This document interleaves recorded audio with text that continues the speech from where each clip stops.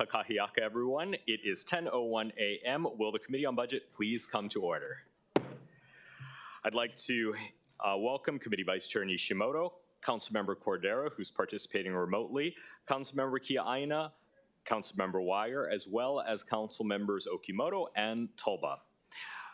As Councilmember Cordero is participating remotely by video conference in accordance with Section 92-3.7 Hawaii Revised Statutes, Councilmember Cordero, can you identify any person who is with you at your location?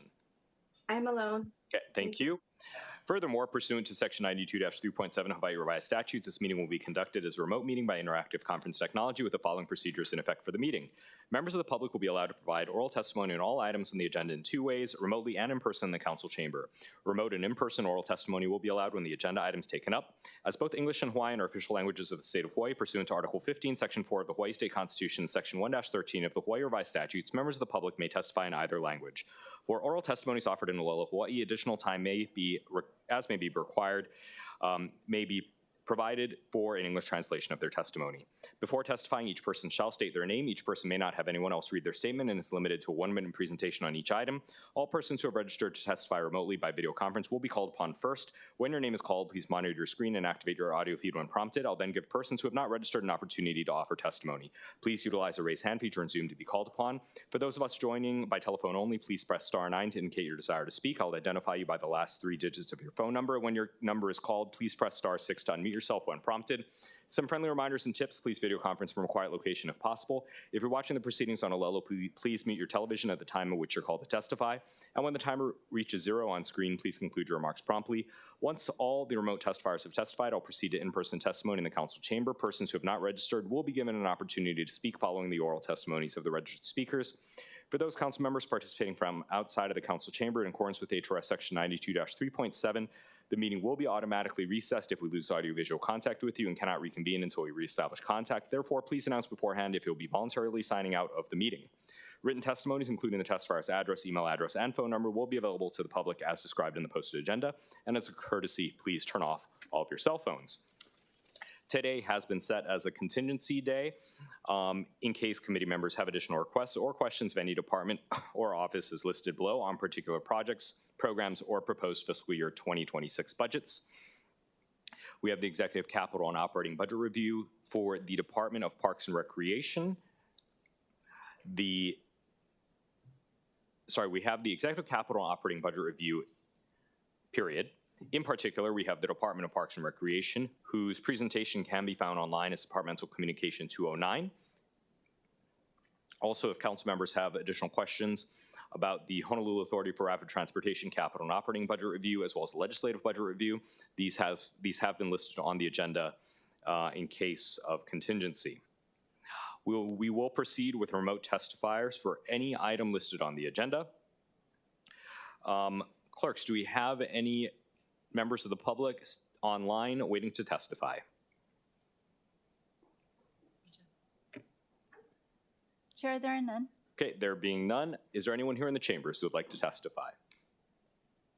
Okay, seeing none, we'll now proceed with the Department of Parks and Recreation presentation, which again can be found as Departmental Communication 209.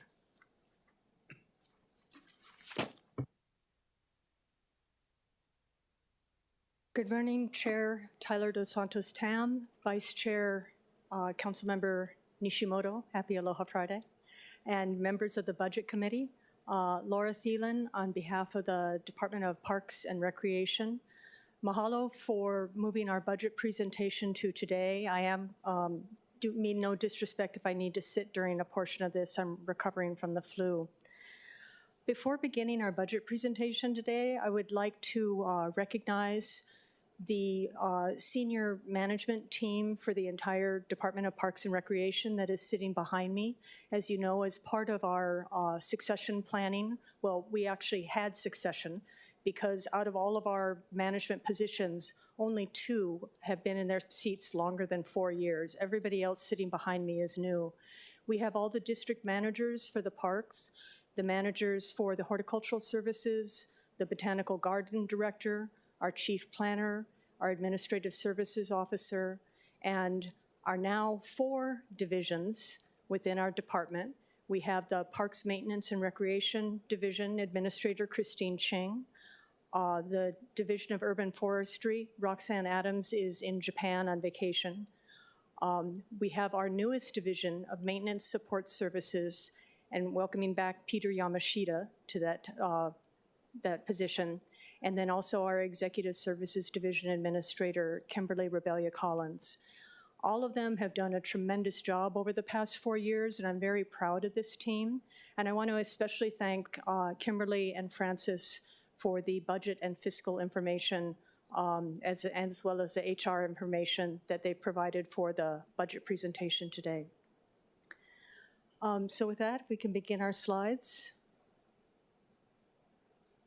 So this first slide is the summary of the department budget. We have for fiscal year 26, $118 million. As you can see, we're about 60% staff salary positions, and the change reflects the collective bargaining differential over the year, and then about 40% of current expenses. Of that 40%, 13 million is the fixed cost utilities. It takes a lot of water and electricity to run parks and gardens across the island. And then the other equipment expenses. This 118 million reflects the budget reduction that we took in order to stay within our cap, but it also reflects 3 budget initiatives, which I will go over in a minute. And then our total position count is 1,200 plus full-time equivalent positions. The 200 plus full-time equivalent positions include the contract summer fund staff that we hire each summer to handle approximately 10,000 youth that go through our summer fund program. If you go to the next slide.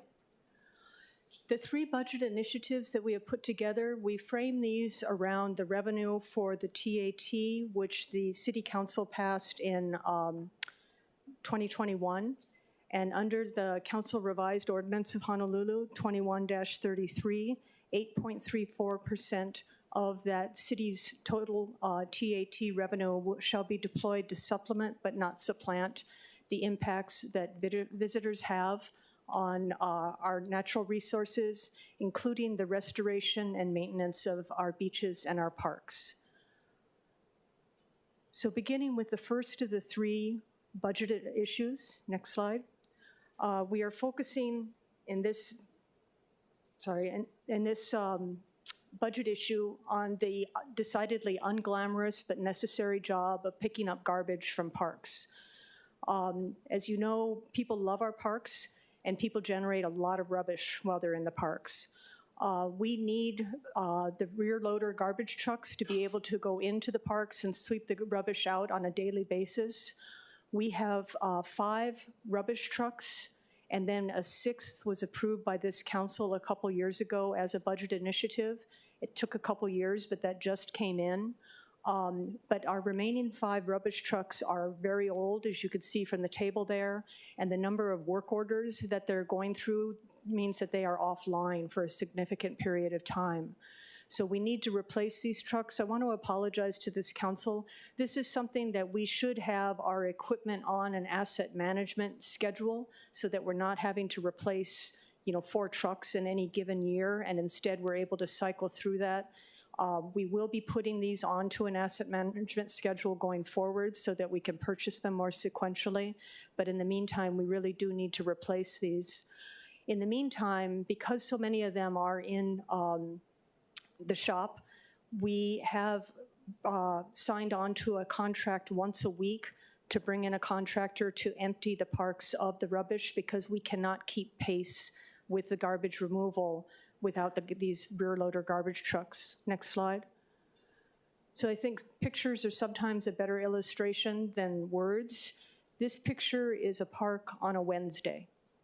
It would be significantly worse on a Sunday or on a Monday. This is the collection of the garbage bags at just a standard beach park on a standard Wednesday. And what happens if you don't have a rear loader that goes in, we have to bring in teams of different grounds maintenance people. They have to lift the bags up into the back of a pickup truck or a flatbed. And so we've ended up getting people, because of the weight going out on workers' comp. And then we're taking these fleets of small trucks where they have to go either consolidate them at a container on a base yard where we may get complaints about the stench there until somebody can come in to pick it up, or wait in line at the transfer stations, which means that they're no longer at the park doing their job for the maintenance. And so that's why we're asking for the support for the contract services through fiscal year 26, because we anticipate, given the age and fragility of the backloaders, that we're going to be needing these services throughout the year. Next slide. The next budget initiative we have is around tree trimming, invasive species, and fire breaks. A lot of this is pushed by climate change, but also due to budget reductions over previous years to save funds. So let me begin with the tree trimming. As you folks know, the city used to trim trees more on an annual basis, but over the years, as budgets were reduced, that was pushed back to, in the worst case scenario, every 2 years. And what happens is when trees are not trimmed on a regular basis, there's a lot more damage that happens, a lot more leaf litter that falls, a lot more calls that your offices get about branches and things that go into people's yards or on their cars, minor claims. And then in the worst case scenarios, when we have windstorms or heavier storms, the trees are at higher risk for failure because that they're not maintained and the disease is not caught. And so we have a significant amount of property damage and, worse yet, personal injury that happens. So emergency management has said every dollar that's spent on prevention saves $5 on disaster response. We are trying to get our tree trimming budgets back up to where we can get close to a once-a-year tree trimming. I do want to give a shout out to urban forestry. We used to have a number of tree trimmers competing for these contracts. It's dropped down to 2 companies, and these contracts are about to go back out to bid. So they did a significant amount of work in talking to the vendors to find out why were people not bidding. And they found out that the regional boundaries for the trimming contracts were very large, and only the large companies could afford to post that level of bond and to wait that significant a period to get payment. So what they did is they redrew the geographic boundaries to make them into smaller areas, and they've been reaching out to a lot of the contractors. So our hope is that we will be getting more competitive bids and more numbers of contractors. And so with this combination of the funding and the new contracts, that we'll be able to do more regular tree trimming. The tree budget also would include some funding for equipment and supplies for Duff to be able to do treatment for coconut rhinoceros beetle, for coconut trees at iconic locations that we are going to be working to save, namely Honolulu Hale, Kapolei Hale, and a few other iconic regions. Unfortunately, in other locations, we are having to take them down because of the problem. And so our removal budget needs to go up to deal with that. And then we also are dealing with an invasive that's taking down a lot of the Chinese banyan, which can be significantly expensive, as many of you saw when the Mo'iliili banyan was taken down. That's a very large project. The fire breaks, as you know, after the Maui wildfires and after the LA wildfires, across the city, a number of people that are living next to unmaintained property are calling and asking for clearing. If you could do the next slide. So again, I'm going to use the picture. The picture on the left is just a tree that's not trimmed on a regular basis to illustrate the need for that. But the picture on the right is a picture of one of our many parks where you can see at the bottom the level field area that we mow and maintain and that is used. But the property line will actually go all the way up the hillside. And if you look at the picture at the very top of that photo, you can see the roof lines of the residential homes that are up there. So these are the calls of the people that we get to say you need to clear that area, and it's really not possible for us to mow an area like that. We've gone out and inspected every single one of our park properties. We've put into a spreadsheet the number of properties that do have areas like this that are unmaintainable, unmowable by our folks. We have been working with the Honolulu Fire Department, identifying which ones are adjacent to residences, businesses, or government buildings. And we have started looking at contracts to be able to clear 30-foot wide fire breaks. And then because these are invasive species that will regrow, without clearing, in areas where we do not have the ability to mow like this, to be doing a biannual maintenance to be able to keep the fire break down and to keep these areas safe. Next slide. So the third budget issue and the final one is dealing with Kalailoa. As you folks know, the city is finally after 40 years or more, taken title to that area. And this is Oahu's second city. It is the area that we have identified for population growth. We do have parks on the island in large areas that serve the entire island, not just the adjacent communities, Central Oahu Regional Park and Waipio Soccer Complex in particular, and Kapiolani Regional Park. Kalailoa Regional Park will be similar in that ultimately as it is built out, it's going to be serving a large portion of the island as well as the people there in Kapolei, Ewa, and the Leeward Coast residents. Once we took title, we are now finally allowed to invest capital improvement fund money into improvements in that area. So we want to take a look at both the long-term development of the area, but what can we provide to people now? And right now, many of you know that we do have a campground there, but we had to take the comfort station offline because it is under a septic system that does not meet the water quality standards under the federal government. So you'll see in our CIP budget, we are asking for funds to bring that comfort station system up to current wastewater standards so we would be able to reopen it. We will also be using in department money to help with additional security barriers and things like that to protect the campsite because we have a lot of off-road vehicles going there. I've camped there myself at night. It can be a little bit frightening, and we're working with our partner 808 cleanup on that. But we're seeking the operational funding to support the HCDA, basically assessment that we have to now pay for the infrastructure that's going into the Kalailoa region, and then also to begin the master planning. The dollar figure that we have for the master plan is based on a bid that the city received in 2019, which it didn't move forward with, which we adapted for inflation purposes. Next slide. And I just wanted to leave you with a last picture on this one to show you kind of the difference that people are facing in this area. So if you take a look at the picture on the left, that is a geographic boundary of Nu'uanu to Kalihi with about a population of a little bit over 100,000 people on Oahu. The residents in that location have available to them 4 gymnasiums and 2 pools, one 50-meter and one 25-meter pool. But what's important is if you take a look at that picture at Kalihi to Nu'uanu and you move a little bit to the left, you're going to have additional gyms and pools. If you move a little bit to the right, you're going to have additional gyms and pools that are available to those populations in that area. If you take a look at the picture on the right-hand side, the Makakilo, Ewa, Kapolei, it's a population of 133,000. That population there currently has available to it 1 gymnasium and 1 swimming pool. If you move a little over to the right on that picture, you would have to go all the way out to Waianae to find the next gymnasium. And if you move a little to the left, you'd have to go all the way out to Waipahu to find the next gymnasium and pool. So part of the building out of Kapolei is to make sure that the people living in our fastest growing region do have available to them the recreational amenities that are available elsewhere. We talk a lot about why our population is leaving Oahu and having to deal with the cost of living and the cost of housing. I firmly believe that often the straw that breaks the camel's back is the quality of life issues.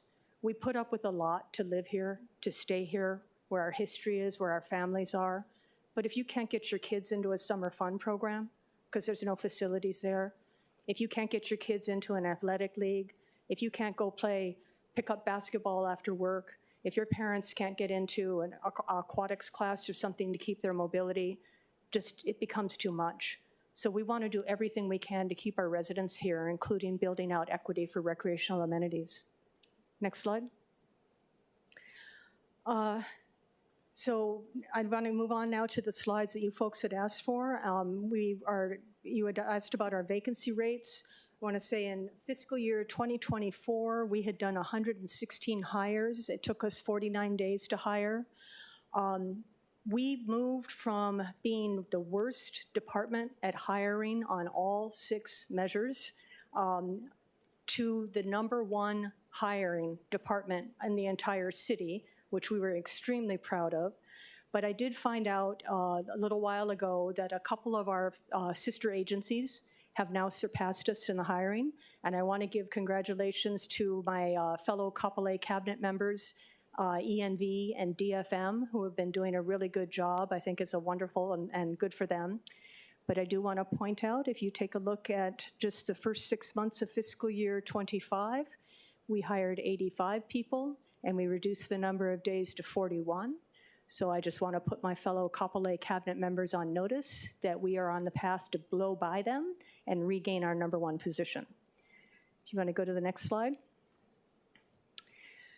So as of February 1st, 2025, we had 194 vacant positions. I think it's very important when you take a look at the vacancies that you take a look at how long positions have been vacant. Over 180 of those positions have been vacant in under 3 years. And that's because as we get a vacancy, we are turning around and filling it very quickly. The ones that have been vacant for a little bit longer, usually it's because we are in the middle of a reorganization in order to be able to repurpose them for a better, more appropriate or relevant use today. And I want to point out, of that 106 that we said back in February 1st that we plan to fill by July 1, since February 1st, we have filled 14.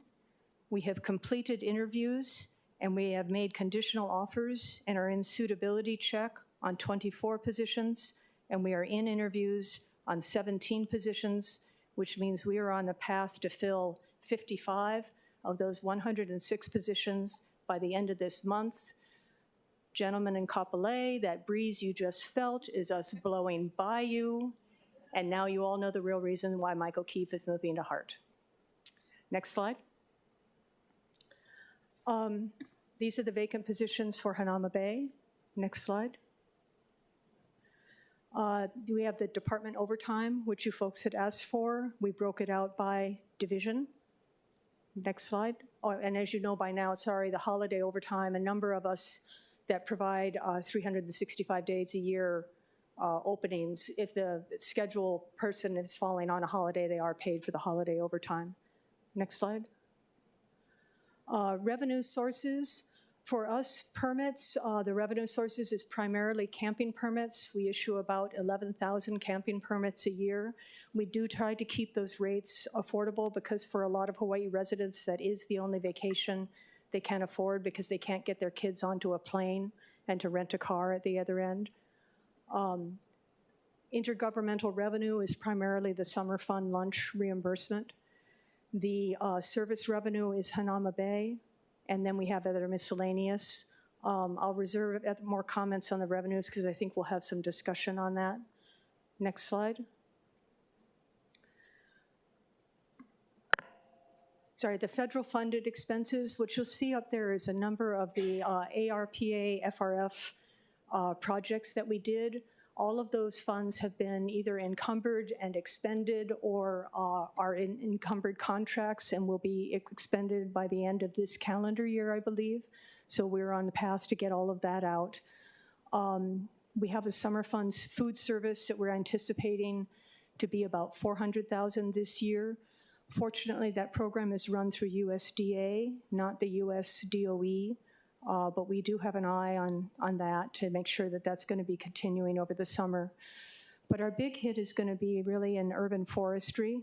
We had 2 grants, a $600,000 grant around in tree inventory and asset management system, and then a $1 million grant around planting and planning for community forestry. These are reimbursement grants. We had contracted and work has been done on much of the $600,000 grant, and some of the payments are outstanding, and we have not yet received reimbursements. So we're working with BFS on that one. On the $1 million grant, we had not begun a lot of that, so we have not contracted that out, but that we had been relying on that for our tree planting budget. And so we're reassessing what we would be able to do over the course of this year. Next slide. Then the next 3 slides are our capital improvement projects. Again, I'll save this for questionings. Next. Next. And the last capital improvement project. The only thing I want to point out on the CIP is that the Clean Water and Natural Lands Fund balance does appear in our CIP budget, even though, as you folks know by now, that is allocated out separately and not to our department. So our actual capital improvement projects for parks is really more the 42 million subtotal once you take out that Clean Water and Natural Land Fund. Next slide. And then here is our major equipment. So you did see a small amount of equipment in our operating budget. That was for equipment that is either under $60,000 and or has a lifespan of 10 years or less. Major equipment is the equipment above that amount. The only thing is that you do not see the garbage trucks in the major equipment because that was put in under a budget issue using the TAT funds. And we do want to discuss with BFS the possibility of moving that cash-funded purchase into major equipment to give us 2 years for the purchase. We think with what's going on at the federal level around the trade issues, it may take us a while to get a contractor to sign on to sell us some of the major equipment. And then before the next, the one other thing I do want to say on the TAT and the budget issues, the total amount that we had allocated that I went over was not the total amount of the estimated TAT that's going to come in, and the administration has allocated $2.5 million of that TAT to go into a provisional account for council members to use, similar to how they have done over the last couple years, where because this is cash funds, if you wanted to work with us on an allowance basis to do particular projects, we can continue to work with you in that manner and then allocate that those improvements out through our maintenance support services, and we would be delighted to do so. And if you can go to the last slide. Okay, again, I always like to leave people with pictures. I love this picture for many, many reasons. But one of it is it just shows the sheer joy of play and how when people play and throw themselves into it, they just reach to so many different heights. They collaborate with each other. They have such imagination. They have such a good time. And we are really delighted to work with you and with the administration to support these types of activities. I'd just like to leave you with a few things. Our staff takes great pride in working with 300 community service groups, over 30,000 people, and 100,000 hours, planting 1,000 trees, cleaning up hundreds of parks and other unimproved areas to make a benefit for the people of Hawaii. With the 40,000 people who take our 1,400 classes across the island, with the 10,000 summer fun youth, the junior leaders, and many young adults in their first jobs at the 65 sites across the island this summer, and the 1 million residents who enjoy the many city events from May Day to Memorial Day, and all the athletic leagues and the ocean access and the places where they can experience this kind of joy. Thank you very much for your support, and I'd be happy to take any questions that you have. Thank you. Director, please don't show this photo to Corporation Counsel. All right. Before we dove into the presentation, I noticed there's 2 hands that went up. So just as a courtesy, we're going to take their testimony.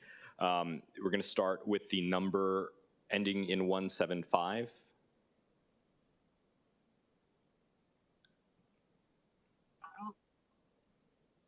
Yeah, good morning. Can you hear me? Yes, please proceed. Yeah, this is Tim Gary. I just had one question I might ask the director in regards to the bathroom at Kuhio Beach where the Kuhio statue is. It's been closed on and off for a couple of years. I get a lot of complaints from tourists and employees about the bathroom being closed. And I'm talking with Trevor from the bid. They're willing to take out that bathroom over and maintain it. I hope she would entertain that thought. And the other one is the concern on the surfboards and lockers. $4 million seems to be kind of a lot of money. I'd like to see a breakdown on that. Other than that, you guys have a great day. Thank you. Okay, thank you, members. Any questions for Mr. Gary? Okay, seeing none, is there anyone else who'd like to testify on this item? Going once, going twice, going three times? Okay, so testimony is closed now on this. Members, questions? We're going to start with the Parks Chair, or I guess the former Parks Chair. Yes. Member Tolba. Thank you, Chair. Good morning, Director. I got two questions. Congratulations on doing a good job at filling the vacancies. What would you say contribute to that? And was it better advertising? Did you provide any type of hiring incentives? Basically, are there things you've learned that maybe other departments can implement so that we can help filling vacancies throughout the city? And then my second question is about the 30-foot fire breaks. How would our districts go about putting requests in to get those areas maintained? So for the first question, our staff have been working really hard with Department of Human Resources on outreach for recruitment and hiring. We attend all the job fairs that they have been hosting. We utilize social media. They helped us in working with Work Hawaii, where we took a class that people could take at some of the community colleges and made sure that it met the minimum qualifications for our nursery entry-level workers. We're reaching out to the women's prison because they have a phenomenal landscaping project to see if we can find a pathway there for when women go into supervised release, that they may be able to meet minimum qualifications for certain jobs. So we are recruiting in every way, shape, and form possible. I think we also have the advantage of we're the Parks Department. I mean, people want to come and work for parks. It's a little bit heavier lift maybe to get people to come work at the sewer system. But, you know, we just have a lot of wonderful things that go on that people like. We take advantage of natural pipelines we have of things like summer fun, and we have for years, but encouraging people to come back and to apply. So it's a matter of trying every single avenue that you can, being out there that's possible, and then doing things like the mass hiring so that we can be more efficient with our time and fill positions more quickly and turn them around.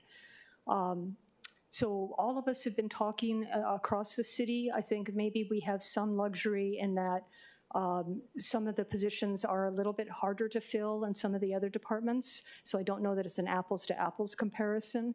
And we too also have some of the harder to fill positions like the heavy equipment operators. And that's where we just try to use our sparkling personalities and enjoyable place to work as a recruitment tool. As far as on the fire breaks, the way I think you could go about it is let's first get it in the budget. And then starting July 1, we can start to go through a schedule for clearing and identify maybe the top priority parks for the different regions and the council members, and to begin with those, because even this amount of money is not going to be enough to clear every single space. And then with the contractors, you know, limitations, we're going to have to sequence it through. Thank you. Vice Chair Nishimoto. Thank you. Good to see you, Director. If we could pull up slide 2, please.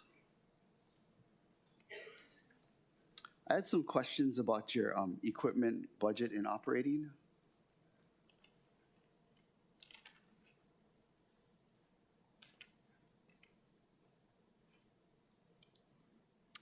Okay, thank you. So in fiscal year 25, no, the other one, Kim, the one you had up. Okay, thank you. In fiscal year 25, you had roughly 2.2 million in operating for equipment, correct? By my calculations, you guys spent about 1.2 million out of that 2.2. Is there a reason why there's so much that was unspent? I'm sorry, you're talking about fiscal year 24 or 25?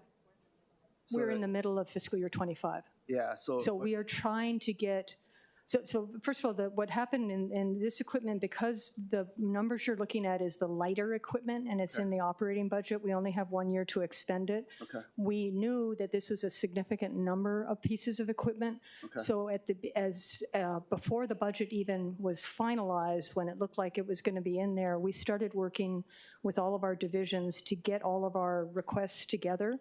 We've filed them all in with purchasing very early. It is a significant amount that they need to get out in a 1 year period, but we are working to jam with them to get everything purchased. So This is a big deal for us. You're going to spend the 2.2 million then, basically. Sorry, Kim is huddling over looking at stuff. We'll see if we can get you some additional information about where those are, but we are very determined to get all of that equipment. It is really important to our operations. And you had about $1 million in for trucks. You're gonna use that money for those trucks. We had a budget initiative last year to create equity in the number of grounds maintenance positions out on the Eva, Leeward, and Mililani area. Okay. And so that was 18 positions, 6 crews of 3, so the trucks for that. So yes, again, these are very important to us. Okay, and this year, like your slide said, you have about 750,000 in CIP for trucks.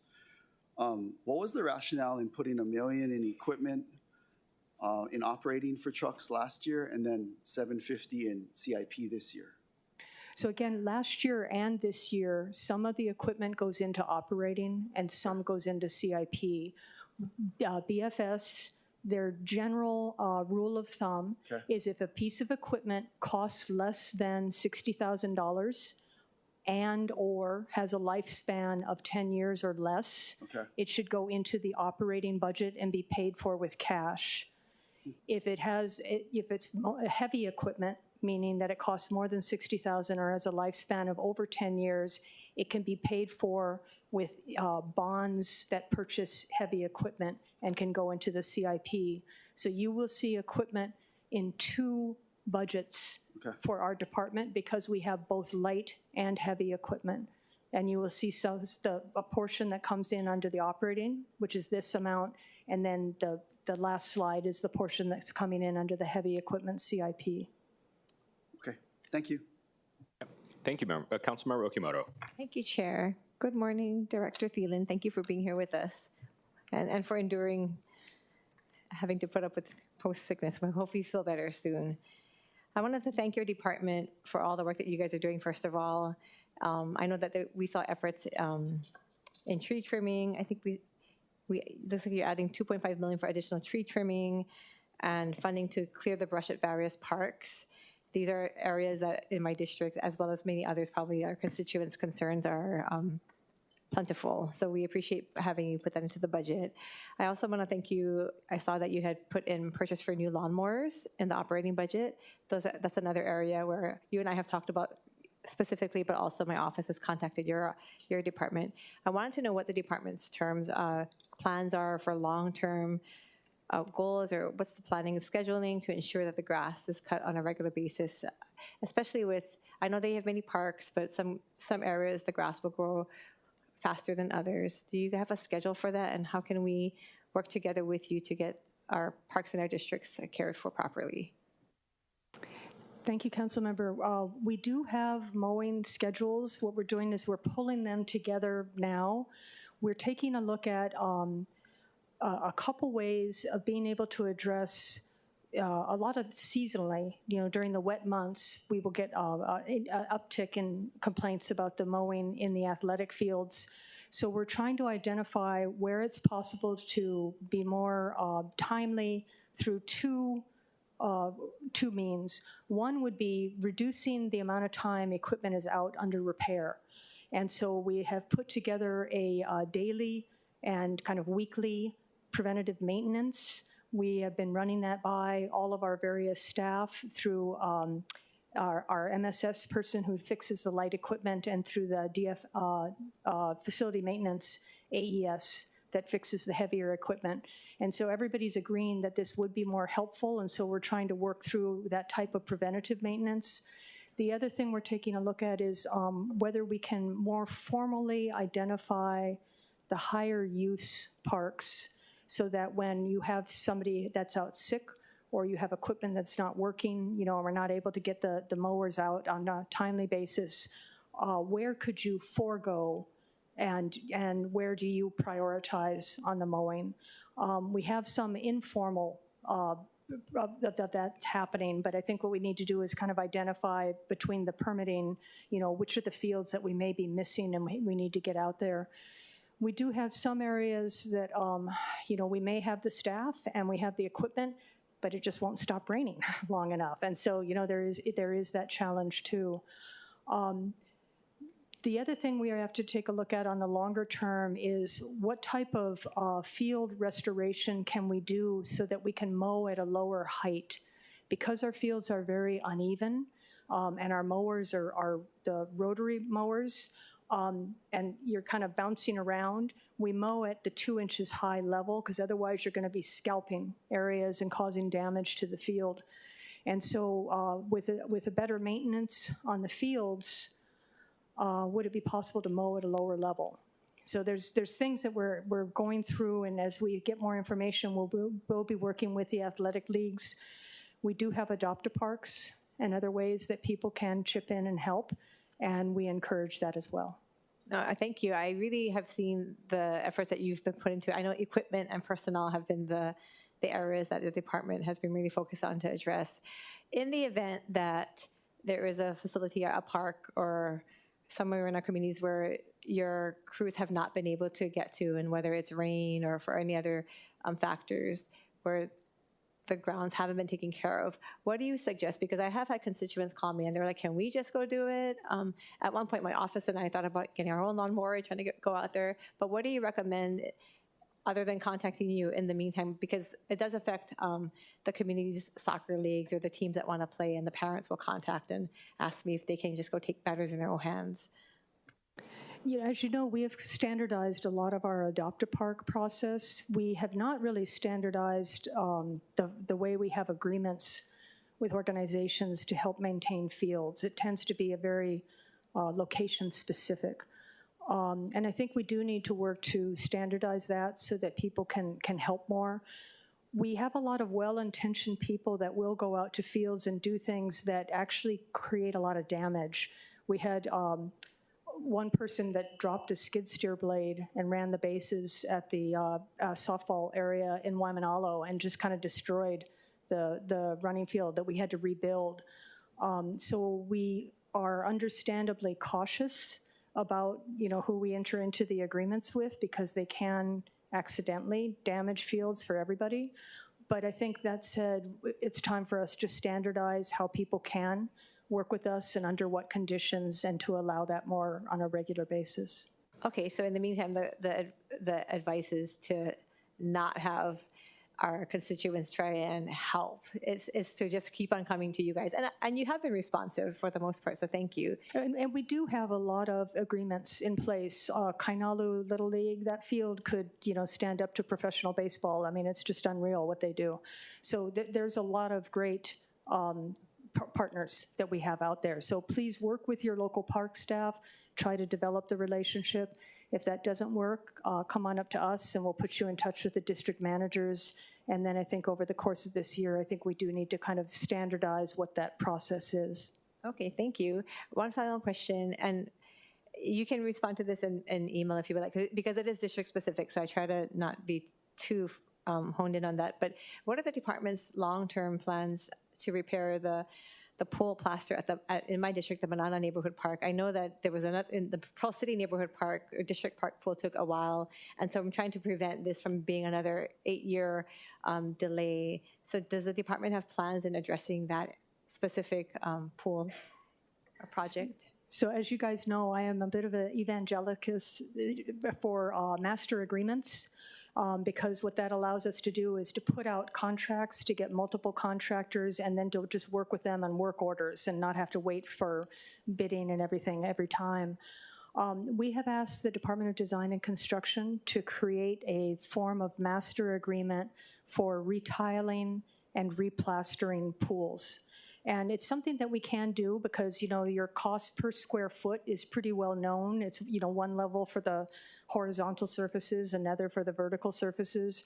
But once we can get that contract bid out and finalized, we will then schedule a certain amount of work to be done each year and methodically go through all 21 of our pools.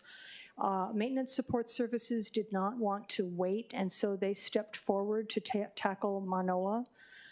It has been a learning experience, honestly, because, you know, it is a kind of above and beyond what we have normally done, and we are bringing in one of our contractors to assist with some of that. So we will go back and revisit what, you know, what we can do, but really the solution is going to be getting those types of master agreements in place and scheduling this type of maintenance preemptively, you know, in advance over a course of, say, 5 years. We should be able to get all 21 pools done. It's great news. Thank you. Again, DDC is working with the other departments, so that's really good to hear. So for this project specifically, should I go to Director Millis, or are we coming to you, or both of you at the same time? You could come to both of us, Okay. but certainly to encourage them to, you know, proceed apace at getting that draft contract together and out through purchasing would be welcome. Okay, thank you, Director. Thank you, Chair. Thank you. Council Vice Chair Wire. Mahalo, Chair. And thank you, Director, for the presentation. You know, I know our frustration about parks comes up so often in the community, and, you know, with that said, I think that the work that you and the department are doing is just really appreciated, because I think, you know, obviously the park staff, your administrators, and then the staff on the ground are working extremely hard. And then, of course, I appreciate your willingness to engage with the community. You know, just show up, listen, be upfront, take in concerns, be upfront with what we can change, and also being open to adjust when possible. But just really grateful for your leadership and the progress we're making, understanding all the challenges that not just DPR, but as a city we're facing. Extremely grateful for the invasive species work. And I know Councilmember Kiana put a lot of work into that as well, so mahalo to her. And just, you know, I think it's so important in that the community brings it up a lot, and I think understanding the city can't solve all of our invasive species issues, but when we can lead by example, when it overlaps with our kuleana, I think it provides a really great example for the community, and of course, as they're working to respond. I just want to flag that I definitely want to hear about any changes or challenges that arise with the CRB treatment, particularly for iconic or exceptional trees in District 2, because I do want to make sure that safeguards are there if anything gets just disrupted. But from what I understand, it sounds like it's on track to continue treatments and continue working with you know, the stakeholders involved. I wanted to quickly just ask about the TAT3 projects. And I might have missed it, but what were those projects again? Sorry, the 3 budget initiatives were the 4 rear loader garbage trucks, the 1 year of contract services for a weekly removal of garbage from multiple parks. Okay, that's right. The second budget initiative was for the increase to the tree trimming and invasive species treatment budget, and then also for clearing fire breaks at a number of parks. And then the third budget initiative was planning for Kalailoa to be able to begin the development of that area for recreational use. Okay, so when you're talking about using portions for other council-specific, In addition to those 3 budget initiatives, there is a extra $2,500,000 of the TAT revenue. So the 3 budget initiatives that we provided did not total the amount of that TAT. So if you look at Department Communication 207, okay, that's a March 11th memorandum to Chair Dos Santos Tam from the Budget Director. And that includes all of the budget initiatives I mentioned, except for the fire breaks. That was not put into that amount, because at the time when the budget decisions were being made, they were looking at the fire breaks maybe for other departments and utilizing other funding sources. But it left 2.5 million of current expenses that the department has allocated for provision for mitigation for visitor impacts. And that would be what you folks can allocate out. okay. And just to clarify, the 2.5 would still need to subtract the fire breaks? No, that's inclusive of the fire breaks. that's we found funding for that elsewhere. Okay, which is good, because I mean, public safety is extremely important, so I don't think anyone's questioning that. And then I wanted to just clarify on the adopt a park position, because I think it's a contract position. And I know your department's working super hard. I think on our side too, I think there's a lot of opportunity to engage the community, and the community has a willingness to engage. And so that's why I just want to make sure you have the capacity. And so I'm curious why it wouldn't be a full-time or permanent position. And I know like it's in, I think, grounds maintenance right now, which doesn't have any recreation specialists, but I think does have vacancies. And then recreation, I think, does have recreation specialist vacancies. So I'm just curious, like, would it be an easier fix just to either put a permanent recreation specialist in grounds maintenance or move over one of the ones from recreation?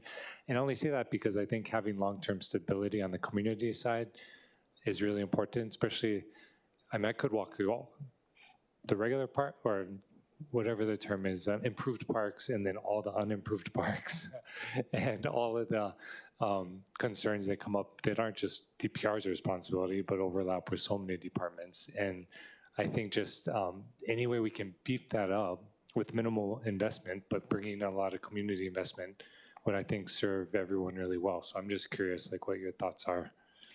Thank you, Council Member. You know, as you folks know, we have one Adopt a Park full-time civil service position that has been filled on a TA basis by a wonderful gentleman, Denny Higa, who has been working with now 109 Adopt a Park groups and an additional 188 community groups that do, you know, one-time or, you know, two-time cleanups, plus our bench donation program. And I get letters of just thanking him all the time because he's just been so wonderful. And he does desperately need help. We did have a contract under ARPA for a position to support the Adopt a Park program. And we had a wonderful person there, but she moved off to the mainland. We've been seeking to fill that contract position, and you folks did turn it over to general funds in the last budget, so thank you very much. So we can continue that. Unfortunately, we have not been able to fill it, and because we have found that that's at a rate of pay that we just can't compete with the private sector. We would, we think, have applicants from people inside the department where it would be a promotional opportunity, but they won't apply for a contract position. So I think if it were a civil service position, you know, that would allow us to probably fill it more expeditiously. Okay. Well, we'll work on that on our side. So would just, if we're able to do that, we would support that, filling it as a permanent civil service position. I mean, part of me wonders, is 2 even enough, or would we need like 3 or 4 staff to support Adopt a Parks? 2 is better. Yeah, 2 is 2 better. is better than 1. Okay, and I heard loud and clear. And then the last question I had was, do we know, like, what is there like a standard population ratio to district park? We do have park standards that were developed, Jennifer, was it the 1980s? Okay, they're about 20 years old at this point, Okay. and it may be interesting to update them, but I need to pull them back up again. But one of the things that I've found is that a lot of times, you know, because housing is so expensive and the primary concern is let's get the houses, let's get the development, get the number of houses up, that even with the park standards, a lot of our parks don't really, they're not the size or the shape or the conformation, you know, that really meets the needs for that population. And so it underserves our population. And that's why I think the Kalailoa properties are going to be so incredibly important, is those big parks like Waipio and Corp and what Kalailoa will become, you know, are just really critical to meet those larger needs that we have. Okay, I appreciate that, because I just want to flag, and I think we introduced our PIM symbol for, and just, I mean, as you know, PIM symbol isn't anything dramatic. It's just kind of updating the map to give public notice of discussions and contemplation so they can weigh in. So this isn't locking us in, but just kind of wanted to walk through the, because I know Central Regional Park is going through its master planning, right? There's a lot of discussion about what's going to be in there. The BMX or the biking, Frisbee golf, I think, was on there. There's interest in the what was supposed to be a golf course, the P2 land in Kunia, pretty large parcel. Councilmember Tola knows it very well. And just from talking to owners recently, it seems feasible that, like right now, I think there's $1.4 million parcel that's going to be up for sale. And I think the remainder of the owners are going to be interested over time selling off those parcels. I'll just flag that while we're doing the master planning for Corp, in terms of Frisbee golf specifically, I know we have Frisbee golf at Kupohi, and that causes concerns because there's no parking lot there, right? So it's a small park, and then the parking's, you know, congesting up the road, and then there's a bunch of, you know, pushback from the community. So I'm just throwing this out in terms of the planning discussions going forward, that as we do the Central Ohio Regional Park master planning, understanding that everybody that has a love is trying to get that love into Corp, and of course parking is limited. As we grow, capacity is limited. There's still a lot of space there. Duff's trying to grow more trees there, and so just wanted to flag that across the Gulch there's a really big space where chunks are going to come up for sale over the next couple years. And so to the extent that reconfiguring is helpful, and given that DHHL is wanting to build a little over 1,000, well, most recently the Haseko property looks like it may be DHHL property, but whatever it is, if Rural Kunia Phase 2 comes about and you have a few thousand more families up there, just wanted to flag that parcel for a part of the long-term planning. And even if it's small adjustments, like moving the Frisbee golf up there from Kupohi with some parking to free up the space, especially because the park and ride, I know we have Hawaii and other park space, but the park and ride down with the boxcar lot is utilized for recreational type activities right now. You know, particularly like the Village Park does their Easter egg hunt and stuff down there, and I'm assuming a lot of that space is going to get eaten up because the LMTCS has its housing requirements with the childcare, and then of course Israel becomes more active.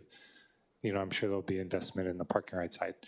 So just want to get big picture for that, because I know it's not going to all happen overnight, but just kind of give an explanation on where we're at and the conversations we're having. And to welcome feedback now, but mainly just wanted to flag it and give a full picture from the last conversation we had. If I could just throw a 2 cents in. Please. The challenge that we have is we do not have enough parks that are like 20 acres. You know, we really need is the 20 to 40 acres, because you need the fields, you need a lot of area for that. What happens is a lot of times in the development, there's areas that cannot be used by other people or development is too expensive. And people say, well, let's make it into a park. But what comes over is a 5-acre piece that is sloped and isn't really usable. Where people say, I don't want this development here, why doesn't the city buy it? Let's make it into a park. But it's a 2-acre piece of property, and it's not really usable. And we can't put parking in there. And so this inventory, when we talk about 305 parks, probably half the parks, that we have are under 1 acre, under 3 acres. Not really park properties, and what they become is nuisance areas because they're underutilized. It's sucking people out of the parks on the maintenance side to go and take care of, an SPO or a cleanup of a, illegal dumping or an eyesore for the neighbors, and it's leaving the parks that are more heavily used, without the maintenance staff. So when people come to you and they say, oh, I think this is a great idea, let's let the city buy it and make it into a park, 20 acres. Perfect. If it's under 20 acres, find somewhere else to put it and don't divert us from our core mission, which is really trying to meet the needs of everybody, for the recreational opportunities. And that would be greatly appreciated. No, that's wonderful. So if we come, because this, again, this was supposed to be the golf course, right? So it's a pretty big parcel. So we'll get the details on it put together and send them over in terms of the topography and how it looks. Because I think it's exactly that. It's 20 contiguous acres. Oh, I mean, it's... Right? Not a little hopscotch chessboard in between a bunch of other stuff. Okay, we'll map it out, and then we can talk more, so mahalo. Not linear and 3 feet, it's got to be square. Square. Yeah. We'll talk to it. So, yeah, appreciate that. Thank you, Chair. Thank you. Councilmember Cordero. Thank you, Budget Chair. Hi, Director Thielen. Thank you very much for your presentation. And I'm glad that you're feeling better. I also want to say welcome back to Peter. I knew that you weren't going to be gone too long. Just kidding. But I do want to follow up on the TAT funded funds as it relates to equipment. I know that you were talking about the 4 or 6 trucks that are going to be transferred. Would you be able to clarify exactly where and how it's going to be transferred so that you can be able to encumber them in 2 years? Would you be able to explain that a little bit more? Sure. Sorry. The budget request was to purchase 4 new rear loader garbage trucks. Currently, right now, it's in the operating budget with the TAT cash. What I am concerned about is with what's going on nationally with the whole trade and everything else, is that it may be difficult to enter into a contract with somebody for delivery of heavy equipment when prices are going to be so uncertain. And so that maybe we need to move that from the operating budget to the CIP budget, because that would give us 2 years before the funding lapsed, to do the purchase. So I was just raising that we may be in discussion with BFS and making a request to move that from the operating to the CIP budget.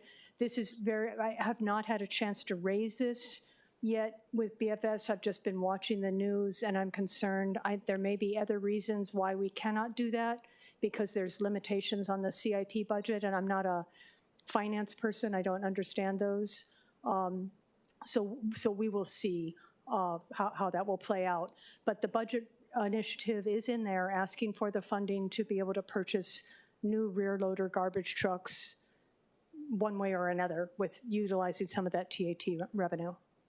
Okay, thank you. I know that we did make that a priority for the front loading or rear loading trucks.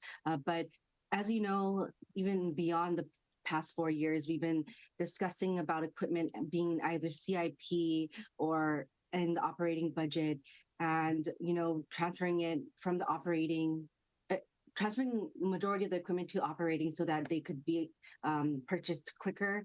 It was something that was difficult for me to stomach when I was budget chair or even budget vice chair, because we wanted that time, we wanted that flexibility as well. But now we're having to look at the climate that we're in, and your suggestion is the very reason why I want to see a good balance of equipment in both operating and CIP, but also to free up cash in our operating budget, you know? So anyway, I just want to make that point because as you've probably been watching and hearing, we are looking for funding for a myriad of things for our city budget this year. So just wanted to, once again, make that point. My next question is as it relates to cameras at parks. The Salt Lake Neighborhood Board had me up there for 45 minutes last night, just talking about the break-ins that have occurred at Salt Lake District Park. And this, I'm sure, is not something that is just specific to that park, but to parks all across the island. And so first off, do we have cameras at these parks? Are we able to get more cameras at specific strategic places in the parks? And do you have a strategy for that? Councilmember, we can get you a list of the parks where we do have cameras. I know that we have put some in utilizing support from the Hawaii Tourism Authority and in some other funding locations. We are certainly would like that ourselves in a variety of places. We do not have that in our budget. It does require that there is wireless connectivity, because if the camera itself is housing the film, that gets destroyed. So, you know, you really do need to use it for other purposes. So we can get you that information about the parks where it is available already. And in the information, would you be able to share how much that costs as well, and if it's in the CIP or operating as well? Yes. Thank you. And as it relates to parks, so it's right next to Salt Lake District, Salt Lake Elementary, and I know there's a lot of parks that have schools right next to them. And do you have any partnerships where cameras are housed at the schools that can face towards a park too? Do you have any agreements in that way? I've met with the principal at one of the schools where we had that exact situation, because actually the park was bounded on two sides by a two-story DOE building that basically looked down at the park. We didn't have anything in the park where we could post cameras. And so what I told the DOE principal is we would be delighted to give you permission to have a camera pointing into our park. And then we would, you know, if that's something that they wanted to fund, we would take the lead working with CORE and, you know, whatever else that we would have to do to make that agreement happen. Anything that makes the area more secure. For me, you know, the kids in the weekdays, they're at the DOE, in the afternoons, and on the weekends, they're at the park. You know, they're shared resource that we're taking care of. So we just want to work with all of our partners to do that.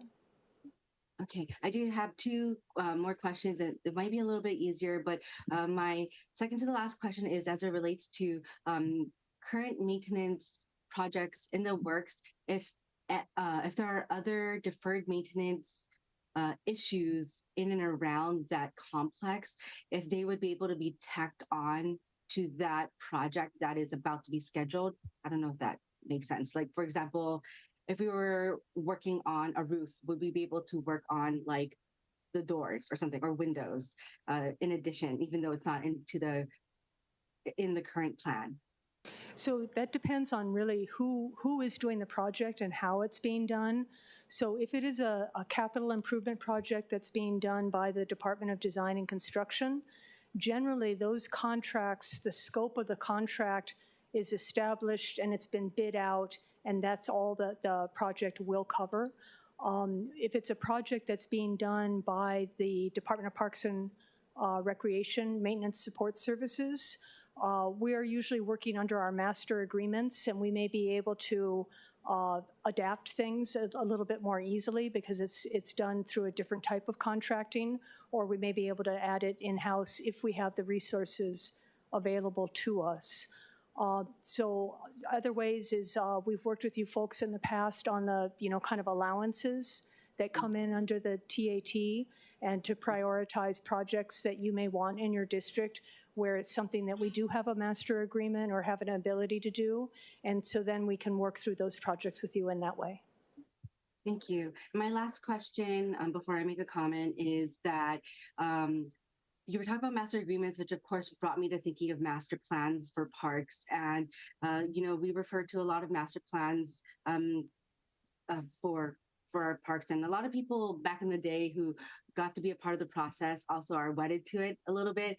But are there any plans with the department to update those master plans, and any efforts that way? So personally, I'm not a fan of updating a master plan for the sake of updating a master plan, because a lot of times we have these 20-year-old, 40-year-old plans that are sitting around and they've never been built out. And the problem isn't the plan isn't old. The problem is we haven't had the funding or given the listing of projects to go through and do the project. What I prefer to do is that if we are looking at an area for a project, if it does have an old plan, is bring that old plan forward like we did in Kahuku, put that up in front of everybody, add to the picture what are the current use patterns that are going on in the park. Because in the 40 years, it's not like everyone's just sitting on the side waiting. They will have adapted and started to use that park for different purposes. So people can see what are today's use patterns, what's the old plan, and what is it that people want to get done. And then we could focus on getting that done. And in that process, if we need to update the plan, we can update the plan. But otherwise, if you just come out to the community and say, let's update the plan, but it raises expectations that now we're going to build it out, but you don't really have the plans to do that. So I don't like to disappoint people. Understood. Thank you. And my last comment is just, again, a mahalo to your whole team. I know there's a lot of work and a lot of different changes in processes.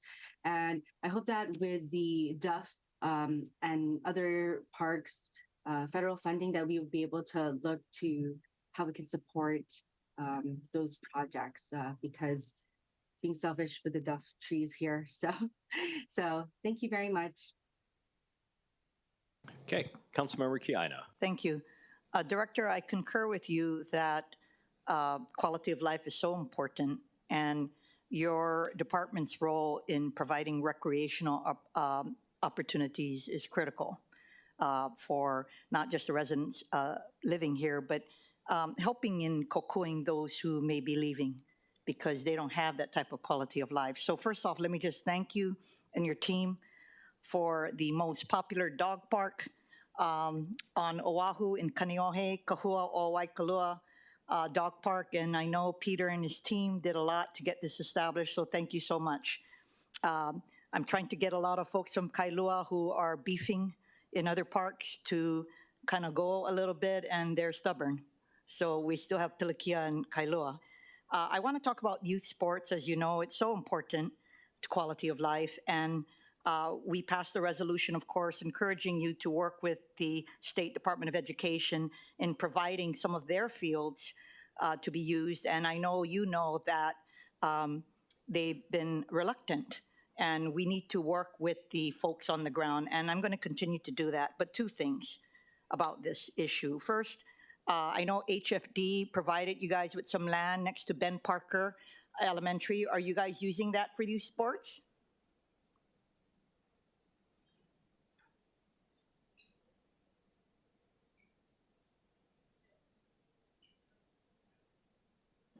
Yes.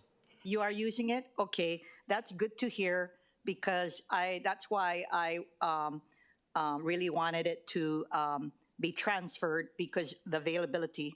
Second, and it's not new, but it was on, we know you're from Kaneohe If website last night, talking about people are always going to be saying that the permitting process is unfair. They believe that a lot of the same people get it all the time at the expense of others. But one thing that was raised last night was that for those who get these permits and they don't use it, that's not fair, because all of the people who didn't get permits are not able to use it, and they're pissed off. So my question is, can we perhaps have, maybe if you and your leadership team could look at that to make sure that across the board there is a stricter oversight over the permitting process because people are pissed off. And with the lack of availability of enough fields, we don't need that. What is your thoughts on the permitting process?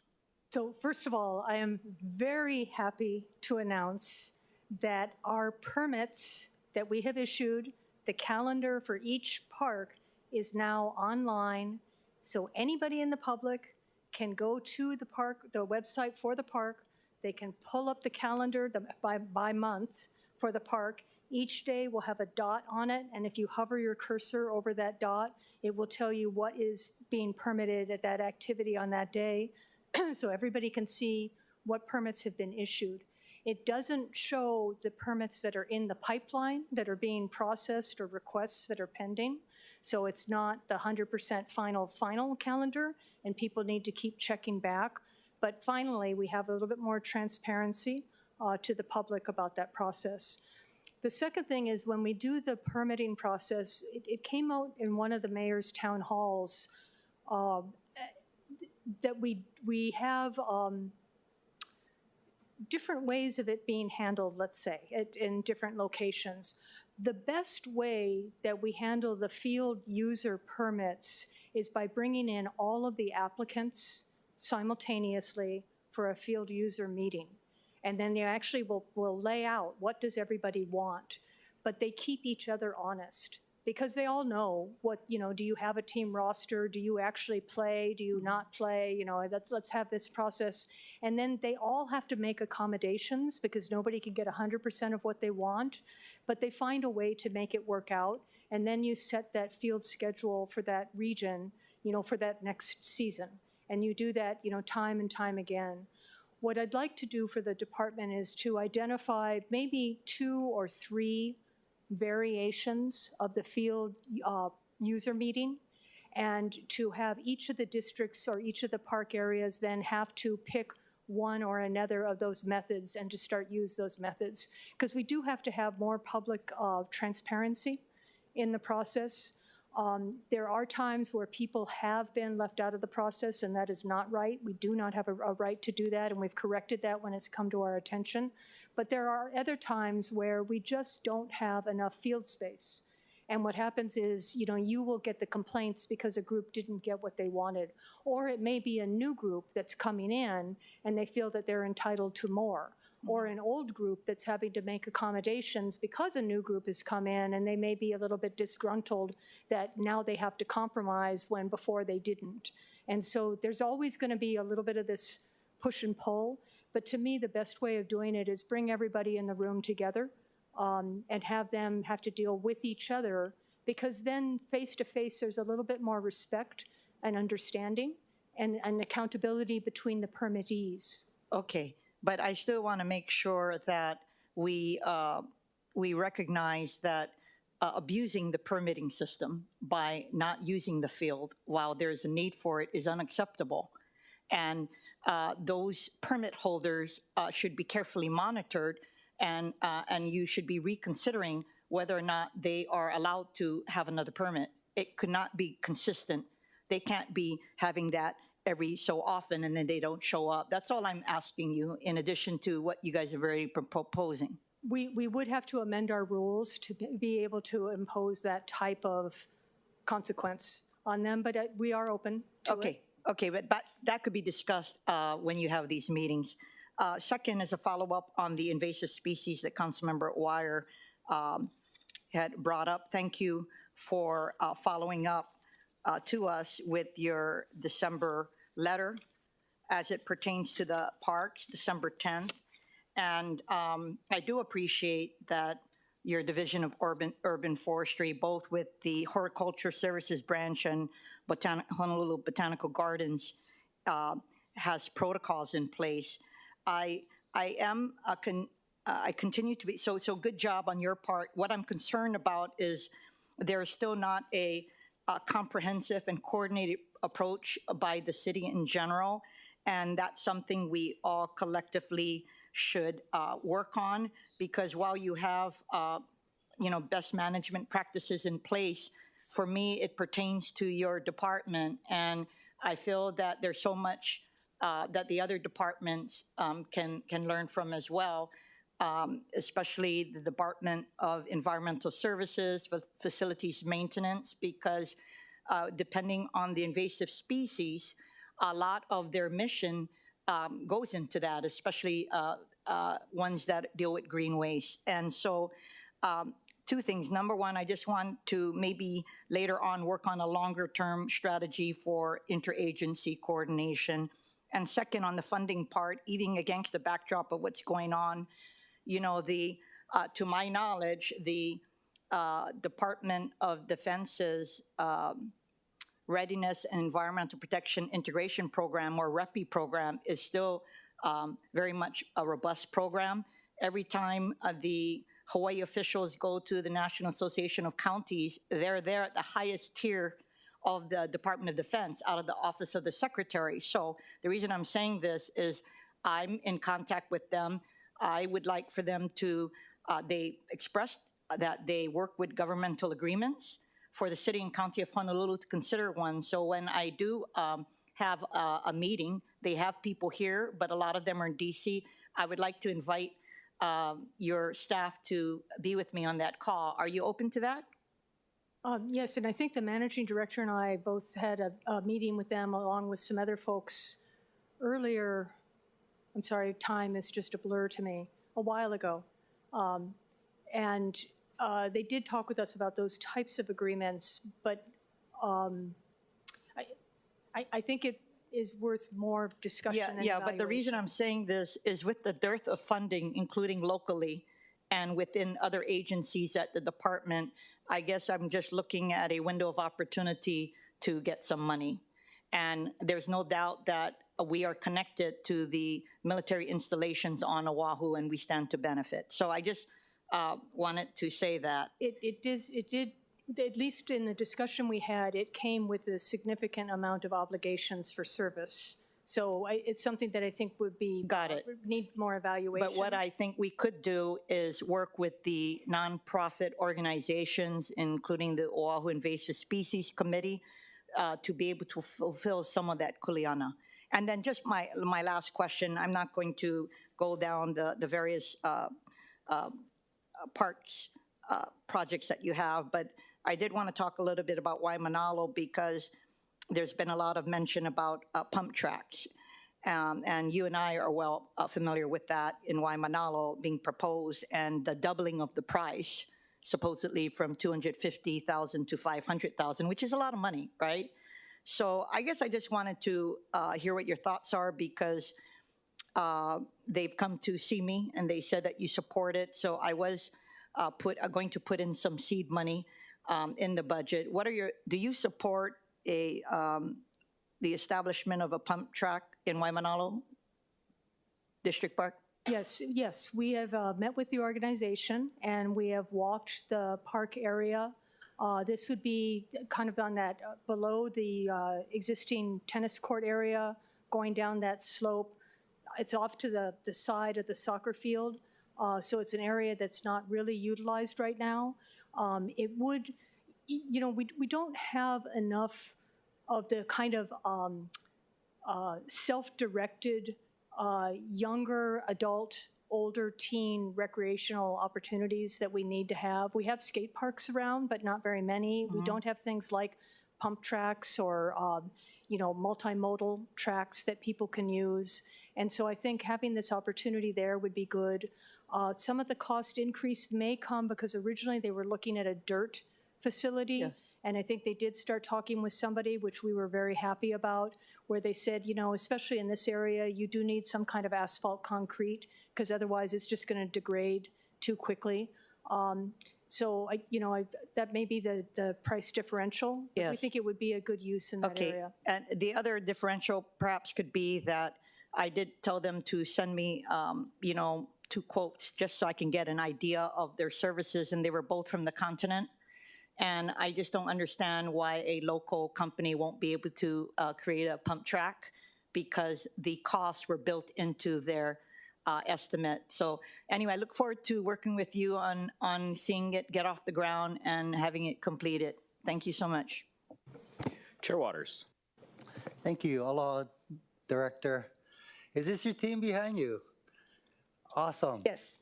No, it's good that you guys come because that way you can hear what the council members are thinking and what our priorities are. And I just want to aloha all of you guys and thank you for all you guys' work because what you do is so important. Yeah, when you got guys working 10, 15 hours a week, all day long, slaving away, and then on the weekends, what we look forward to is going down to the beach, going down to our parks and watching our kids play sports.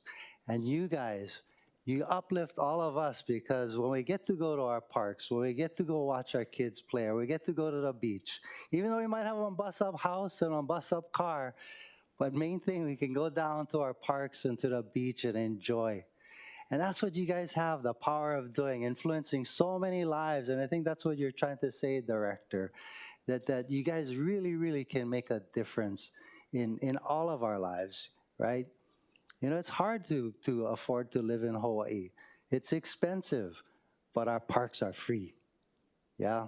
So to the extent that you guys, just want to uplift you guys and tell you mahalo because what you do is so important. You know, Director, I wanted to talk just in general terms about your budget, which, by the way, your budget looks pretty good. You know, and I think based on what we did last year where we put a lot of resources into the Parks Department, I just want to see what has been accomplished since then and what we can do going forward. I got a couple questions about my district, though. You know, last year we put a $2.7 million in current expenses and proviso that $300,000 would be spent on each council member's priorities, which I really appreciate. The year before that, we did $100,000. In my district, we did the Kanu Halau in Hawaii Kai. But this year, you know, one of the things I was asking about was reinstalling the showers at the Alawai Community Park. You know, during right now, you get all the high school kids who are paddling in the Alawai Canal. Coming up is regatta season. You're going to get kids from about 10 different canoe clubs paddling in the Alawai. And then all the adults after that. You're talking thousands and thousands of people. And of course, you know, the Alawai, although it's just recently been dredged, it's still small kind pilau. But you want to be able to shower all that water off. So any update on installing new showers at the Alawai Community Park? Thank you for the question. So we did go and take a look at putting a shower where the old one used to be by the maintenance building. Because of the NPDES requirements and the water runoff, what we're going to do is the district is going to prioritize putting that project onto their CIP list, and we would like to work with maybe the stormwater group on doing something like that. We have added the Alawai Community Park bathrooms to the mayor's makeover, and I did see pictures the other day of the dock that went in that area, so that I think they've done that replacement. So while we haven't been able to get the showers done, you know, because of the NPDES, we did want to offset that with the bathroom and the dock and the other work. I appreciate that, and thank you so much for the dock. You know, I know the canoe club took on 4x4 and pounded it under by ourselves to make sure it worked for a season, but that's really, really appreciated. But back to the showers. So you think that it's going to be a larger project? That's why it has to go through CIP? I know at Kaimana, which, by the way, the shower there is not working very good, but you know, they dug a big hole and the water is just supposed to seep through down into the soil from the big hole. But I know I'm simplifying it, but can we do something like that at Alawai? I believe we can do something hopefully better than that at Alawai. That was a project that was done through DFM Stormwater. Yeah. And so the idea would be it is a little bit above our experience to be able to do something like that without ending up with a violation or a problem. And so we wanted to bring in people that were more conversant with those types of projects to help with that. Okay, great. Last year we added $16.1 million in CIP to renovate recreational facilities at various parks. Can you give us an update on how that 16.1 million is being spent? And I know, by the way, in your handout, you have a number of CIP projects, which I've been able to take a look at. But just in an overview, were you able to access that $16.1 million? So we have accessed a number of items that were in that 16.1 million, and then a number of items that were in the prior year. So in the prior year, I think these were council ads. Alawai Community Park Clubhouse is in design. Pu'u'ohulu Park, we are doing some preliminary work and ultimately then into planning. Oneula Beach Park, the bathroom is in design. And then the Kahuku Swimming Pool and Recreation Center is in design. From this current year, there was the reconstruction of the walkway at Queens Beach, which is in construction. The CDBG projects funding, that was set aside, and those are all moving forward.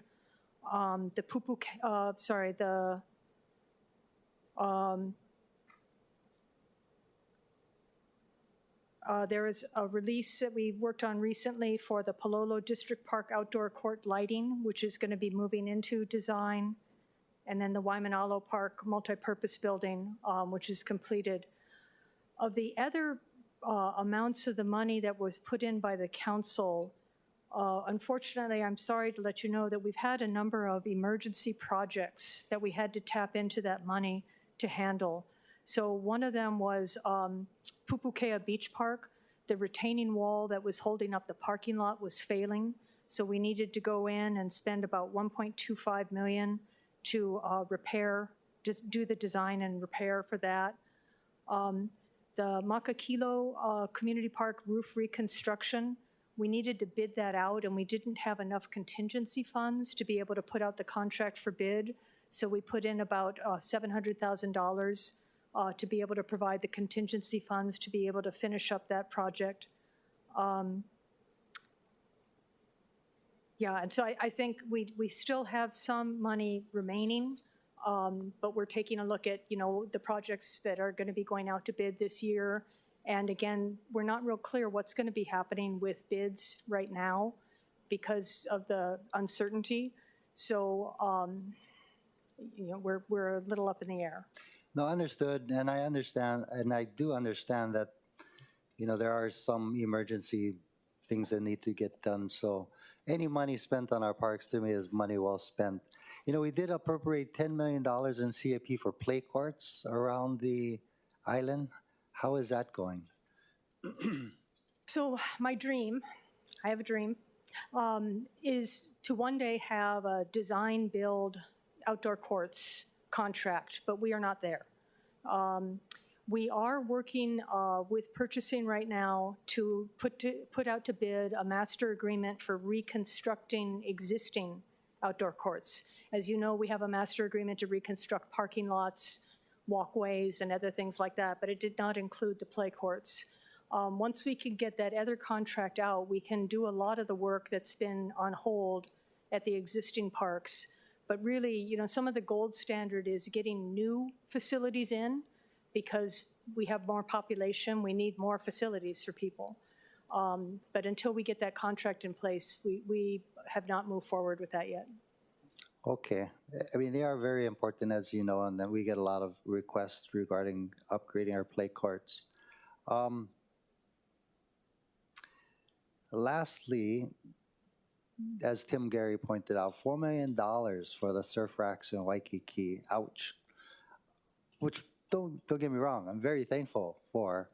But I remember after the last fire, Department of Enterprise Services took all the racks and they chopped them up and recycled them. And I thought, these racks are still good. You just got to power wash them or sandblast them.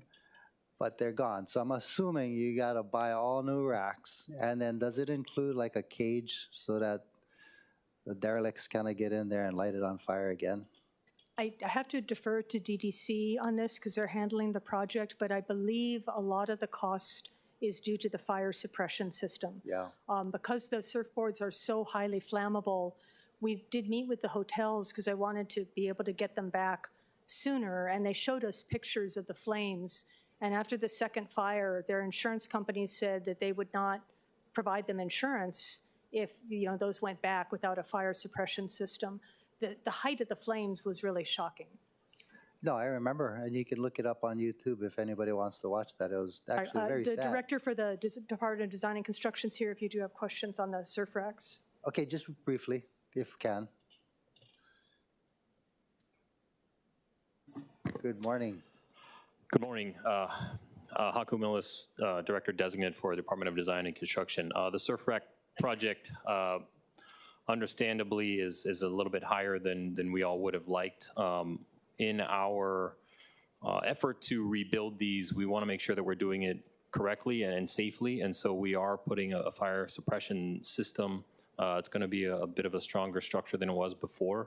And so, as you can imagine, there's a lot more that goes into providing this utility as opposed to just kind of forms to support the surfboard. So I think it's about 400 boards we're looking at right now. I could be wrong, but that's the main reason why the costs are so high. Thank you. Awesome. No, don't get me wrong. I really appreciate it.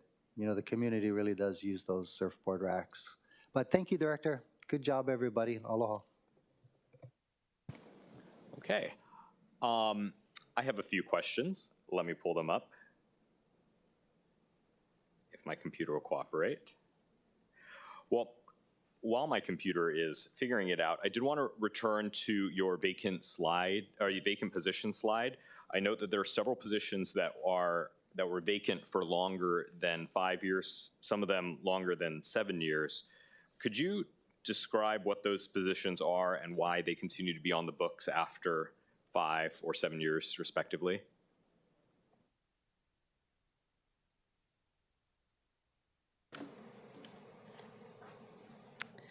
Pull out my trusty little sheet here. We have a office assistant. So again, this is a very small number, but we have an office assistant at an SRO 8 level, which is a fairly low level, part-time. We have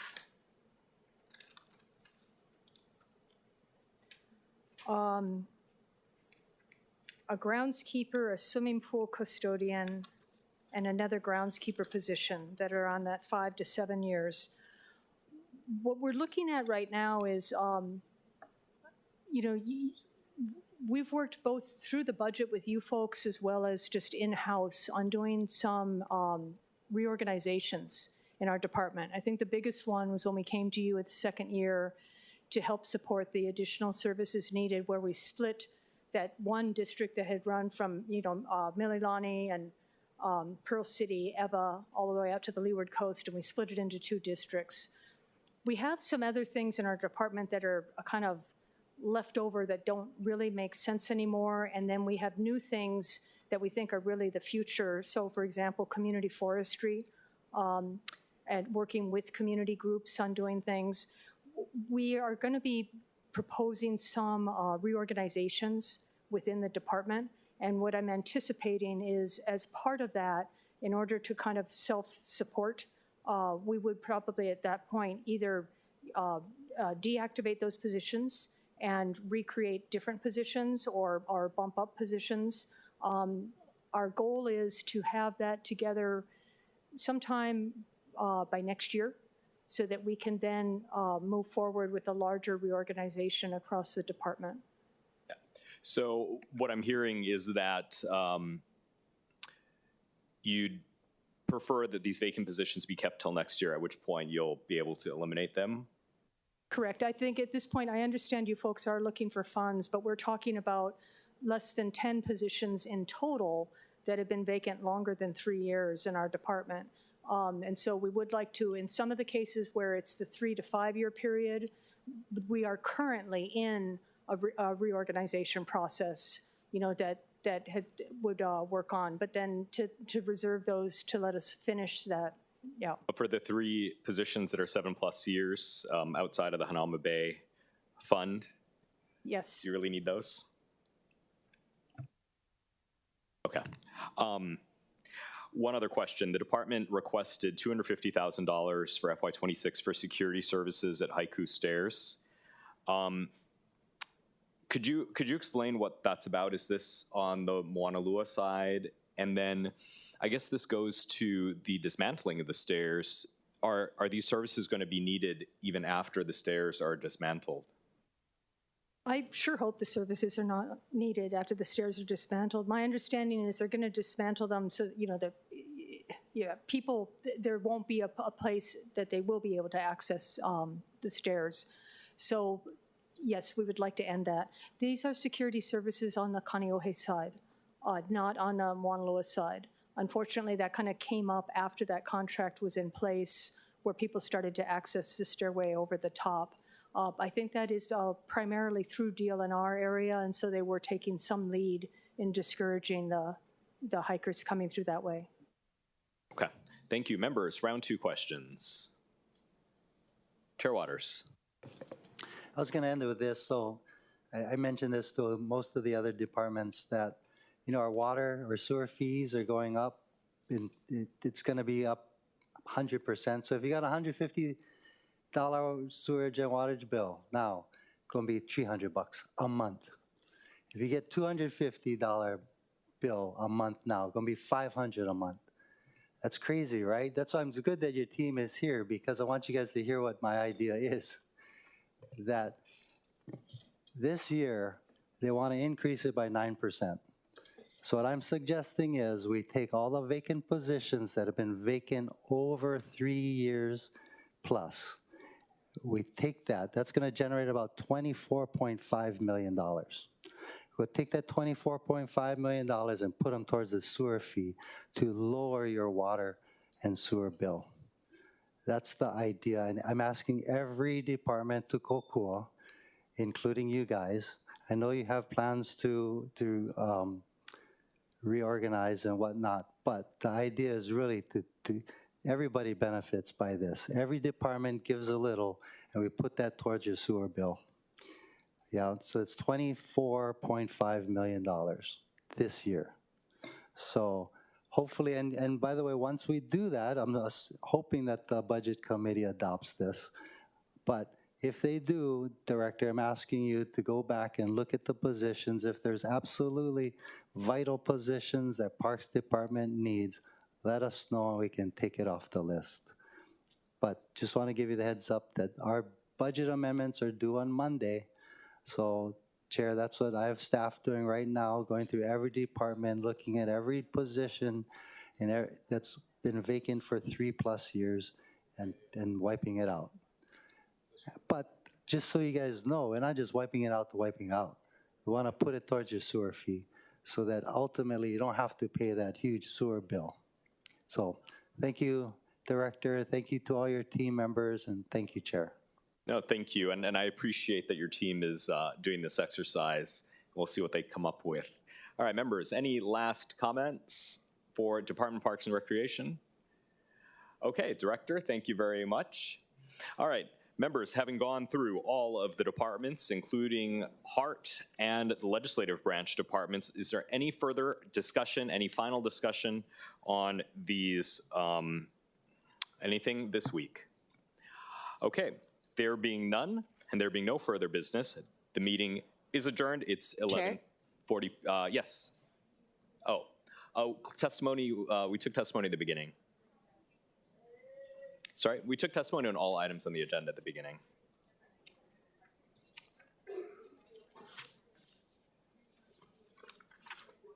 There's no quorum.